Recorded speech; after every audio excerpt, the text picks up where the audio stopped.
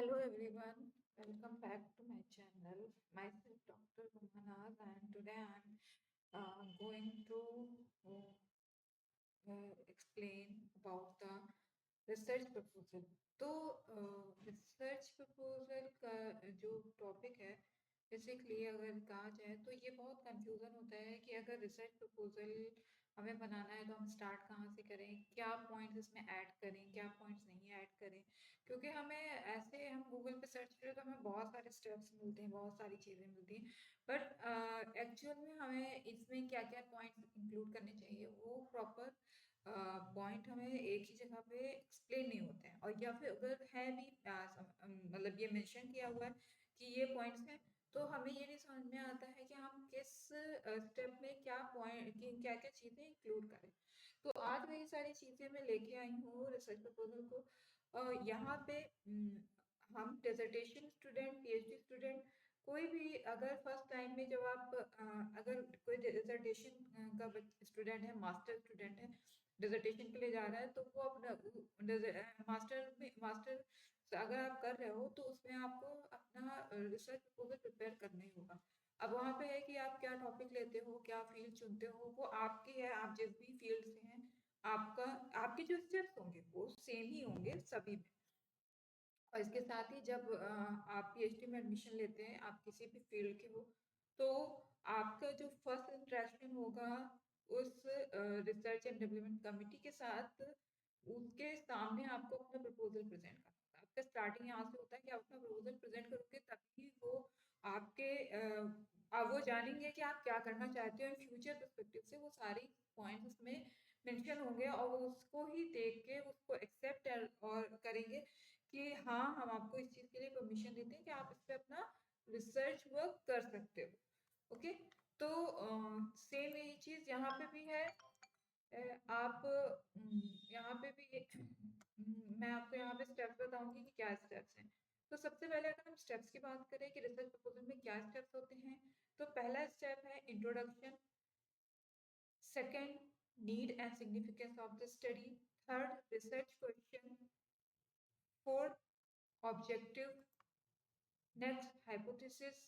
Next, operational definition.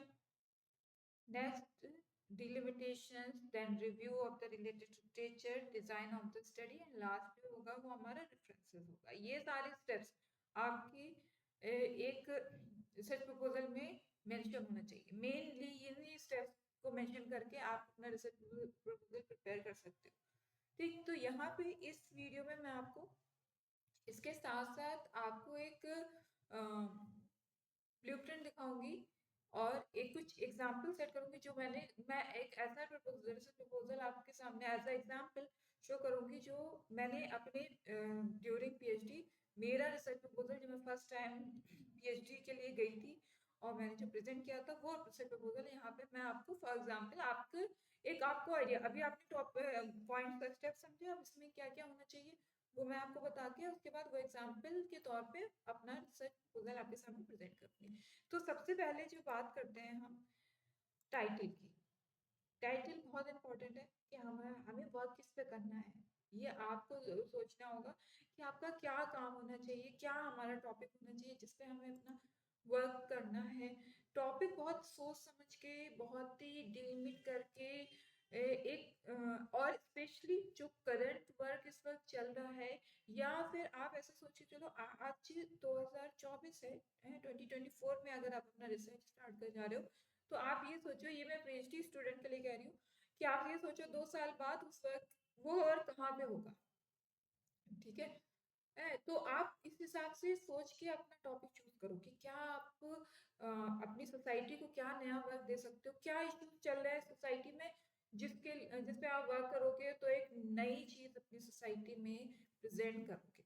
Okay, तो यहाँ पे टाइटल की बात करें तो मैं आपके सामने अपना टाइटल प्रेजेंट कर रही हूँ। ठीक है, ये मेरा टाइटल है, इस पे मेरा वर्क हो चुका है। तो आप इसको कॉपी पेस्ट मत करिएगा, क्योंकि अगर आप करेंगे तो आपका लिटरेचर एक तरह से कि चीट करने का या फ्लैग में इंक्लूड होगा और वो आपका एक्सेप्ट नहीं किया जाएगा। ये मैं आपको एग्जाम्पल दे, इस टॉपिक पे प्रॉपर वर्क हो चुका है, मेरी पीएचडी कर चुकी हूँ मैं। मेरी पीएचडी फाइनल हो चुकी है, अवार्ड हो चुकी, सारी चीजें हो चुकी। तो इस पे आप कोई भी मत करिएगा, ये मैं आपको एक आइडिया के लिए कि किस तरह से हमें फ्रेम करना है। तो मेरा जो टॉपिक था वो था a study of artificial intelligence in learning process of secondary school students in relation to school adjustment. तो यहाँ पे जो मैंने स्टडी की थी वो पहली चीज मैंने सेकेंडरी स्कूल स्टूडेंट को चूज किया था। एआई ये मैंने स्टडी की 2018 में। और एआई बहुत ज़्यादा उस वक्त इतना हाईलाइटेड नहीं था उस पर वर्क हो रहा था, इंजीनियरिंग फील्ड में बहुत था, एजुकेशन में था, बट अगर मैंने जितने भी मैंने रिव्यू किए स्टडीज ढूंढी, इंडिया में हमें उस पर बहुत कम काम मिला। पर जैसे ही पैंडमिक आया ये बहुत ज़्यादा हाईलाइट हुआ, क्योंकि उस वक्त हम ऑनलाइन क्लासेस भी देते थे। हम जैसे अगर बात करूँ लर्निंग मैनेजमेंट सिस्टम को इतना हाईलाइट नहीं किया गया था, पर जैसे हमारा पैंडमिक आया तो ये हाईलाइट बहुत हुआ। तो उस वक्त जब मैंने अपनी स्टडी की तो मैं ये नहीं सोचा था कि ऐसा पैंडमिक आएगा 2 साल के बाद और फिर मेरे टॉपिक को इतना हाईलाइट मिलेगा। हाँ, बट एक एआई के कॉन्सेप्ट को कि एजुकेशन हमने इंजीनियरिंग में बहुत एआई का वर्क सुना है, तो और वहाँ का जो कॉन्सेप्ट है वो बिल्कुल अलग होता है। हम जो एजुकेशन में बात करते हैं एआई की वो अलग ही है, क्योंकि हम वो एक रोबोटिक वर्क में बात करते हैं, वो ऐसी टेक्निक को बात मानते हैं जो एक्चुअल मीनिंग है एआई का। ये एक ऐसी टेक्निक होती है जिसमें जो मशीन्स होती है वो बिहेव करती है जस्ट लाइक ह्यूमंस, ह्यूमंस की तरह वो बिहेव करती हैं। तो यहाँ पे मेरा था कि स्टूडेंट सेकेंडरी स्कूल स्टूडेंट की लर्निंग प्रोसेस में जो एआई है उसकी स्टडी करना है, उसके साथ हमें उसका स्कूल एडजस्टमेंट देखना था कि कैसे बच्चे यूज करके इसको कैसे एडजस्ट करते हैं, पॉजिटिव है नेगेटिव है। तो वो सारे रेफरेंस में मैंने ये अपना टॉपिक प्रिपेयर किया था अपने सुपरवाइजर की हेल्प से। आप भी अपना टॉपिक प्रिपेयर करिए, अपने सुपरवाइजर आपको सुपरवाइजर, अगर आप मास्टर स्टूडेंट हैं तब भी आपको सुपरवाइजर अलॉट होंगे, अगर आप पीएचडी स्टूडेंट हैं तब भी आपको एक सुपरवाइजर जरूर अलॉट होगा। नेक्स्ट हम आते हैं इंट्रोडक्शन पे। अब हम इंट्रोडक्शन में क्या स्टार्ट, जैसे मैंने आपको स्टेप्स बताए, स्टार्ट आप ऐसे ही करेंगे। सॉरी, अगर आप चैट जीपीटी वगैरह में या कहीं नेट पे आप गूगल पे डालो तो आपको एक सबसे पहला टॉपिक निकाल के आएगा। अगर आप स्टेप में जाओ, background of the study, background वो मेंशन करने की जरूरत नहीं है। अगर आप अपने वैसे प्रपोजल में लिख के ले जाते हो ना, तो जो एक्सपर्ट्स होते हैं वो समझ जाते हैं कि आप कहीं से कॉपी करके लाए हो, इसलिए आप ये चीज लेके आए हो। बैकग्राउंड इंट्रोडक्शन में भी हम बैकग्राउंड ही बताते हैं, जैसे मैंने जब बताया अपना एआई का, तो उसमें एआई के बारे में बताया, क्या कितना वर्क हुआ है, क्या वर्क हो रहा है, और किस तरह से उसको एजुकेशन में इंक्लूड किया जा रहा है, वो सारी चीजें मैंने इसके इंट्रोडक्शन में बताई थी। जैसे ये मेरा यहाँ पे इंट्रोडक्शन का पार्ट है, जैसे यहाँ पे जो हाईलाइटेड है ये एक डेफिनेशन है, और यहाँ पे मैंने एक एआई की बात की है, सोफिया। इसका बेस्ट एक जो एग्जांपल ह्यूमनाइट, ये एक रोबोट थी हांगकांग में। और तो इसके बारे में, तो ये एक तरह से बैकग्राउंड ही है एआई का। और इसी में क्योंकि मेरा टॉपिक स्टेज स्कूल एडजस्टमेंट को भी देखते हुए उन चीज़ों को भी मैंने इंक्लूड किया था, एक कंबाइंड फॉर्म में मैंने अपना ये इंट्रोडक्शन प्रिपेयर किया था। Okay, so moving to next slide.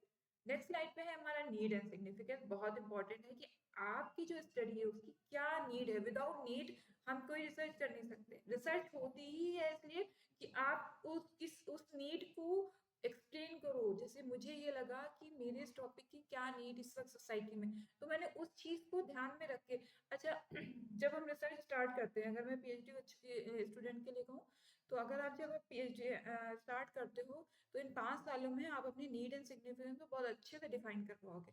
5 साल या 3 साल, मिनिमम 3 साल, ज्यादा से ज्यादा 5 साल, तो आप बहुत अच्छे से डिफाइन कर पाओगे, आपको बहुत अच्छे से समझ में आएगा।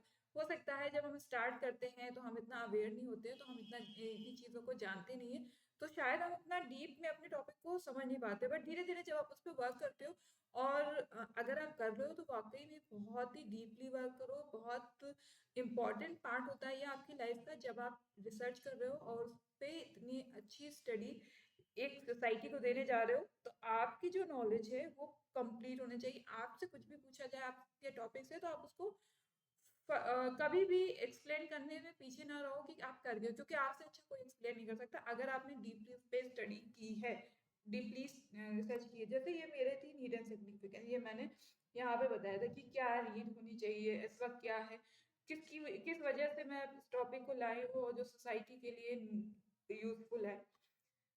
ओके, तो नेक्स्ट स्लाइड है हमारी रिसर्च क्वेश्चन एंड ऑब्जेक्टिव। हम रिसर्च क्वेश्चन भी प्रिपेयर कर सकते हैं, मैंने किया था, मैंने अपने इस रिसर्च में मेरे रिसर्च क्वेश्चन भी थे एंड ऑब्जेक्टिव भी थे। रिसर्च क्वेश्चन क्या होता है कि रिसर्च क्वेश्चन की हाइपोथेसिस नहीं फ्रेम होती है, ओके, बट ऑब्जेक्टिव्स की हाइपोथेसिस फ्रेम होती है। हम उसके लिए एक तरह से कहा जाए कि उसको टेस्ट करते हैं।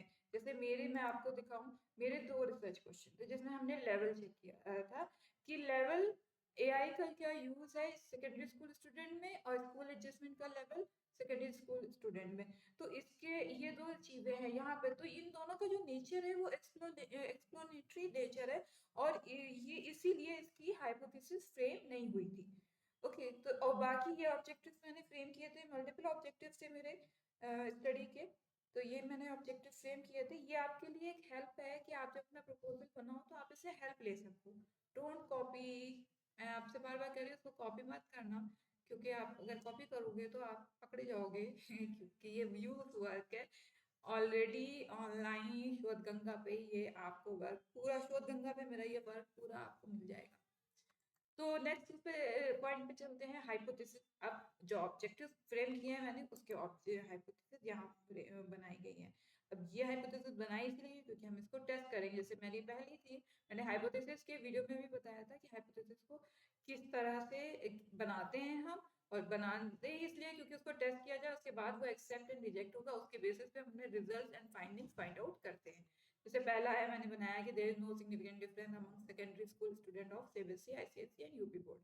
3 बोर्ड लिए थे मैंने इसमें, दोनों एआई और स्कूल जिसमें दोनों को लेवल मैंने देखा, यूजेस देखा, और उसके बाद मैंने इसमें एक चीज और ऐड की थी, मेल एंड फीमेल के उस पे बेसिस पे भी चेक किया, देखा मेरे डायमेंशन में था और रूरल एंड अर्बन भी था।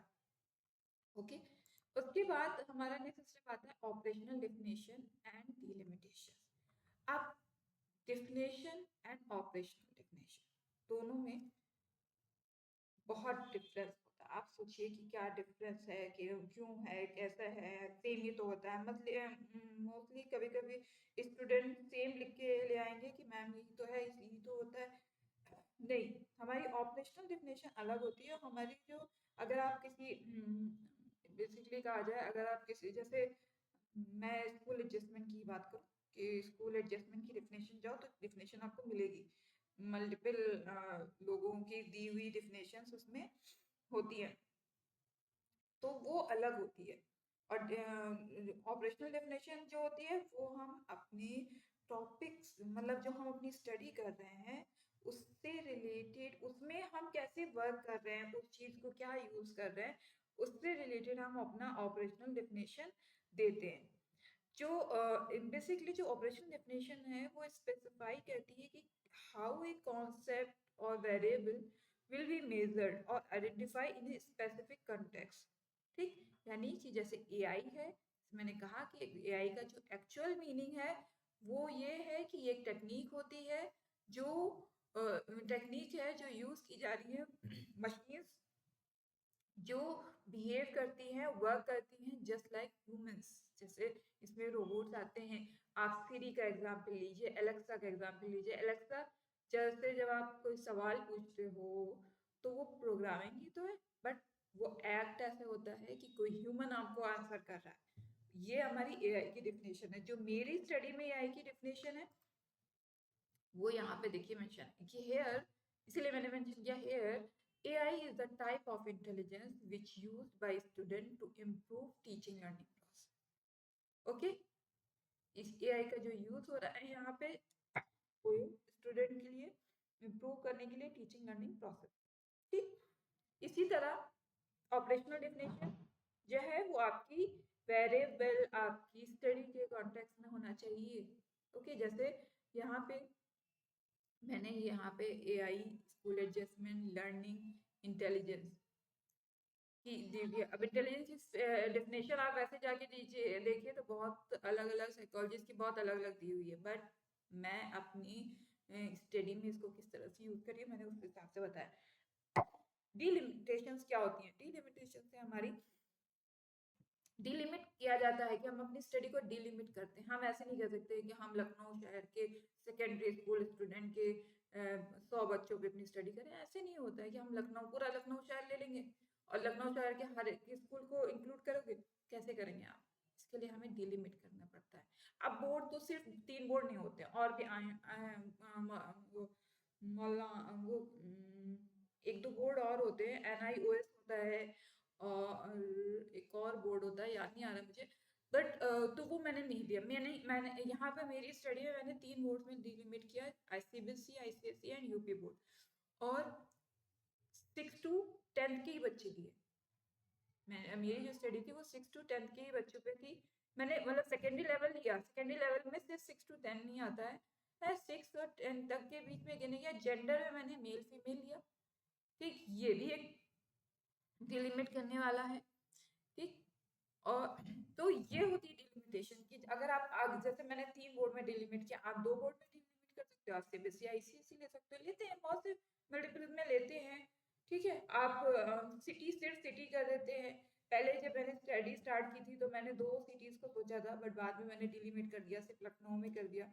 अब लखनऊ मैंने डिस्ट्रिक्ट किया है, इसलिए रूरल एरिया भी आ रहा है। अगर मैं लखनऊ सिटी करती तो रूरल एरिया इसमें इंक्लूड नहीं होता, क्योंकि मेरे डायमेंशन में रूरल एंड अर्बन स्टूडेंट भी थे, तो इसीलिए मैंने डिस्ट्रिक्ट लिया। एक तो ये बहुत छोटी छोटी बारीकियां होती है जिनको आपको समझना जरूरी है। अगर आप इस पर फोकस करोगे तो एक बहुत अच्छा रिसर्च प्रपोजल आपका बनके आगे आएगा। नेक्स्ट है review of related literature. Review, हम बात करते हैं रिव्यू क्या है, रिव्यू क्या है। रिव्यू ऐसे होते हैं, या रिव्यू कलेक्ट करना है, आप डिसर्टेशन के टाइम पे भी करते हैं, PhD के टाइम पे भी करते हैं।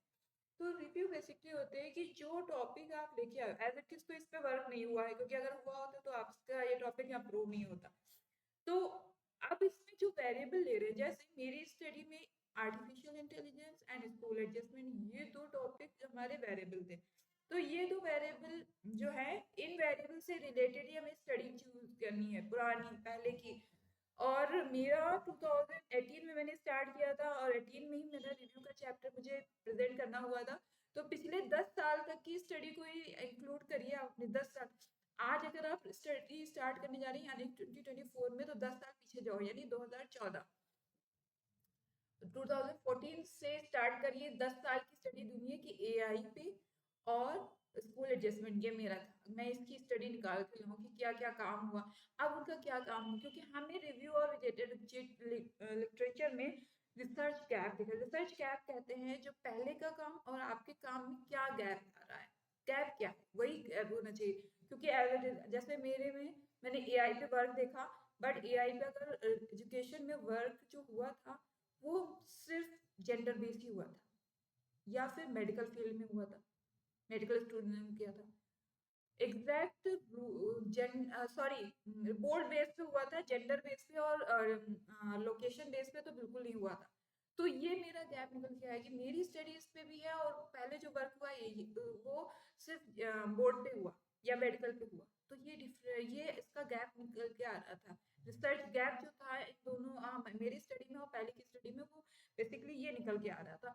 और इन दोनों वेरिएबल को एक साथ लेके वर्क नहीं किया गया था, ये भी गैप था, एक ये भी गैप था। तो आप इसके लिए आप इसको कैसे लिखते हैं, जैसे मैंने यहाँ पे बताया है।